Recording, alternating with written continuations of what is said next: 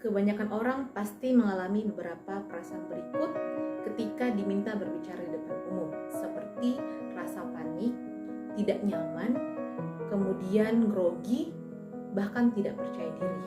Nah, kira-kira bagaimana ya cara untuk bisa berbicara di depan umum dengan efektif dan benar? Nah, yaitu dengan mengikuti pelatihan. Beberapa hari yang lalu saya mengikuti pelatihan Certified Public Speaking yang diadakan oleh satu lembaga yang qualified, yaitu Well Skill. Nah, di pelatihan itu kami mendapat beberapa ilmu dari coach atau trainer yang hebat dan berpengalaman di bidangnya.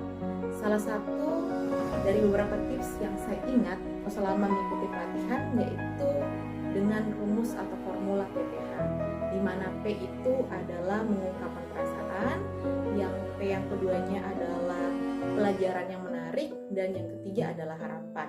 Nah, rumus ini bisa rekan-rekan terapkan di setiap kondisi ketika diminta untuk berbicara di depan umum. Contohnya untuk sebagai presenter, terus ketika mengajar mungkin di kelas. Yang ketiga itu ketika berpidato atau berceramah, ketika mengungkapkan pendapat, sebagai narasumber, sebagai ketua panitia kegiatan yang menyampaikan sambutan ataupun laporan kegiatan.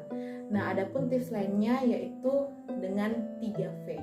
Nah, 3V di sini yaitu vokal. Nah, vokal itu termasuk dari intonasi suara, artikulasi, kejelasan suara, kemudian dari verbal. Verbal ini dari pemilihan kata.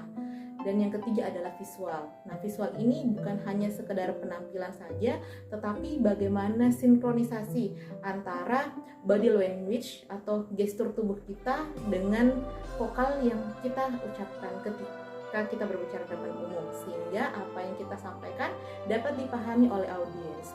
Dan tidak lupa juga ada 3 tips lainnya ketika kita mau berbicara di depan umum secara efektif dan efisien. Nah, yang pertama itu kita harus mempersiapkan diri dengan sebaik mungkin.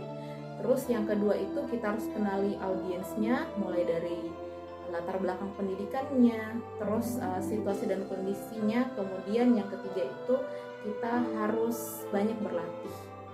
Ya, ada pepatah mengatakan practice makes perfect.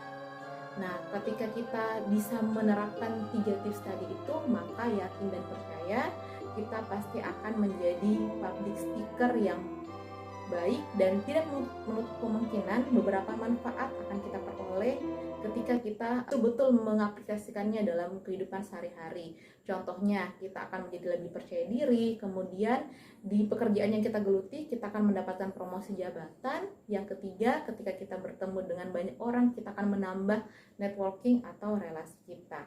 Baik, demikian tips yang saya bisa sampaikan. Semoga kita dapat menerima dan memahami tips-tips ini dan dapat diterapkan dalam kehidupan sehari-hari. Saya Septaria Yolan. Terima kasih atas kesempatannya, Well Skill.